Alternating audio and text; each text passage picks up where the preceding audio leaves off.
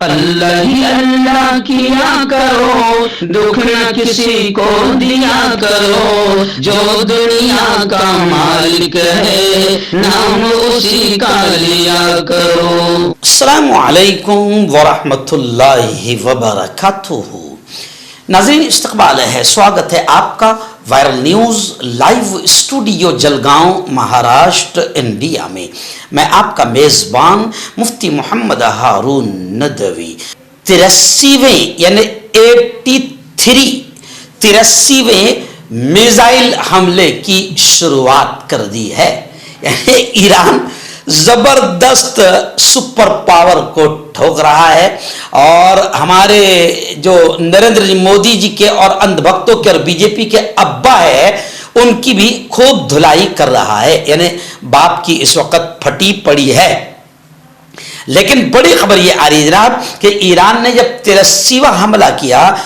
تو اس کے بعد بھارت کا شکریہ ادا کیا، یعنی ہمارے پیارے ملک انڈیا کا شکریہ ادا کیا۔ یہاں جو وہاں کے کونسلر جنرل ہے انہوں نے ممبئی میں ایکس پر پیغام کو بھی شیئر کیا کہ کس طریقے سے ایران نے بھارت کا شکریہ ادا کیا۔ اور اچھا اس میں ایک پوائنٹ کو سمجھا، بھارت کا شکریہ ادا کیا، حکومت کا نہیں، بی جے پی کا نہیں، گورنمنٹ انڈین گورنمنٹ کا نہیں، نریندر مودی کا نہیں، بھارت کا شکریہ ادا کیا، کیونکہ ایران کا یہ ماننا ہے کہ بھارت کی جنتا کے دلوں میں ہم سے محبت ہے۔ اور پھر جن کشمیریوں نے تو ایسا زبردست کام کیا کہ کروڑوں روپئے کشمیر کی چھوٹی چھوٹی بچیوں نے اپنے گلک پھوڑ کر اور اپنی کانوں کے ایئرنگز، ٹاپس، انگوٹیاں، زیورات یہ تک عورتوں نے دان کیا۔ تو یہ تمام ادائیں ایران کو بہت پسند آئی، اور ایران نے دیکھا کہ بھارت کی جنتا ہمارے لیے دعائیں بھی کر رہی ہے۔ ابھی ہم نے میرے ہر خطبے میں، کل بھی جو جمعہ کا خطبہ تھا، آپ دیکھ سکتے ہیں کہ کس طریقے سے ہم نے ایران کا نام لے کر ایران کے لیے دعائیں کی، اور دوسروں کے لیے، ظالموں اور قاتلوں کے لیے نام لے کر ہم نے بددعائیں کی،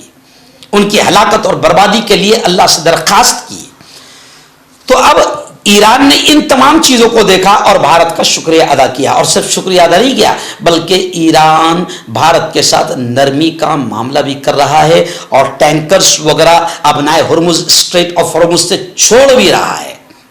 اور اس کی وجہ صرف بھارت کی جنتا ہے، ورنہ بھارت کے پی ایم نے تو پوری دوستی کی واٹ لگا دی۔ صرف اپنے باپ کو خوش کرنے کے لیے نریندر مودی نے جس طریقے سے وہاں جنگ سے پہلے جا کر ملے، ہے کھی کیے اور گلے مل رہے پھالتو میں، یہ ایسی گھٹیا حرکت کی نریندر مودی نے کہ جو 100 سال ہماری پرانی دوستی تھی اس میں دراڑ ڈالنے کا ناپاک کام نریندر مودی نے کیا۔ لیکن پھر بھی بھارت کی امن پسند، انصاف پسند اور مظلوموں کا ساتھ دینے والی جنتا نے جو ایران سے محبت دکھائی، دلی سے لے کر ممبئی تک اور کشمیر تک، ایران نے باقاعدہ بھارت کی جنتا کا شکریہ ادا کیا، اور ایران زبردست انداز میں فادر لینڈ کی مار رہا ہے۔ آئیے اچھی خبر یہ آ رہی ہے جناب کہ امریکی فوج ملٹری بیس چھوڑ کر ہوٹلوں میں چھٹی پھیر رہی ہے،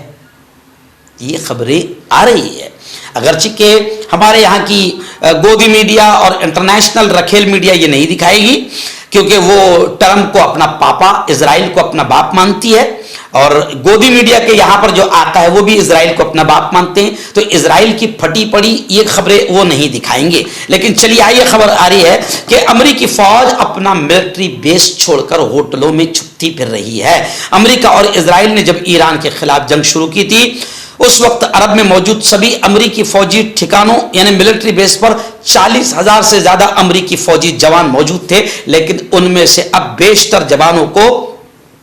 ملٹری بیسوں سے نکال کر